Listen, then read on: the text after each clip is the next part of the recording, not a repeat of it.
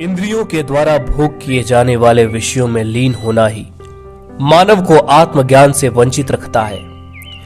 ये विषय केवल शरीर और मन को तृप्त कर सकते हैं, आत्मा को नहीं। भोग से वासनाएं कभी संतुष्ट नहीं होती, ये बार बार उठती हैं और जन्म जन्मांतरों तक चलती रहती हैं। मनुष्य मात्र शरीर और मन ही नहीं है, बल्कि एक चैतन्य आत्मा का स्वरूप है। अतः आत्मज्ञान को प्राप्त करने की इच्छा रखने वाले प्राणी को इन इंद्रियगत विषयों को विष के समान जानकर इनका त्याग कर देना चाहिए। इन विषयों के प्रति लगाव यानी आसक्ति ही मानव के बार बार जन्म व मृत्यु का कारण बनती है। अतः ये विष के समान है, किंतु विषयों का त्याग करने मात्र से ही प्राणी आत्मा का ज्ञानी नहीं बन जाता, बल्कि वो आत्मज्ञान प्राप्त करने योग्य पात्र बन जाता है।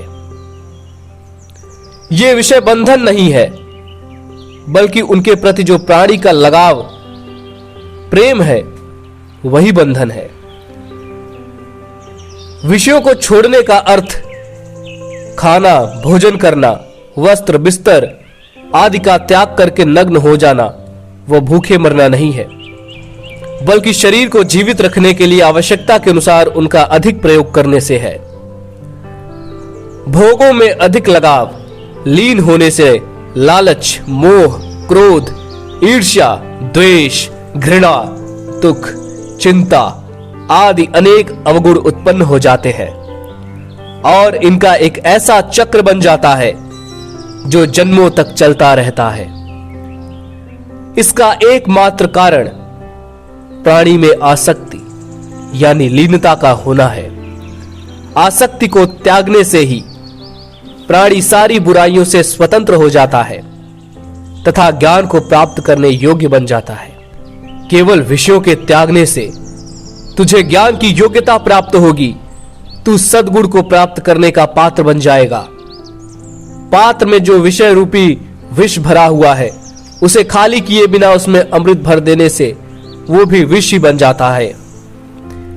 इसलिए पहले हृदय को साफ करो, तभी उसमें अच्छे गुणों का प्रभाव होगा, वरना वो ज्ञान भी दूषित हो जाएगा।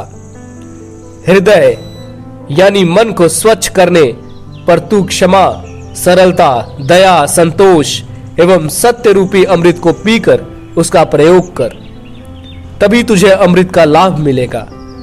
ये विष अनित्य है, अज्ञानता को बढ़ाने वाले हैं तथा क्षमा, कोमलता एवं सत्य ही शाश्वत है। तू अनित्य का प्रयोग छोड़कर नित्य प्रति शाश्वत का प्रयोग कर, तो अमृतत्व को प्राप्त हो जाएगा। विषयों को त्यागने से शरीर के प्रति जो झूठा अभिमान हो गया है, वो आत्मा के साथ स्थापित होगा। भोगों के प्रति आसक्ति, लगाव का त्याग ही वैराग्य है।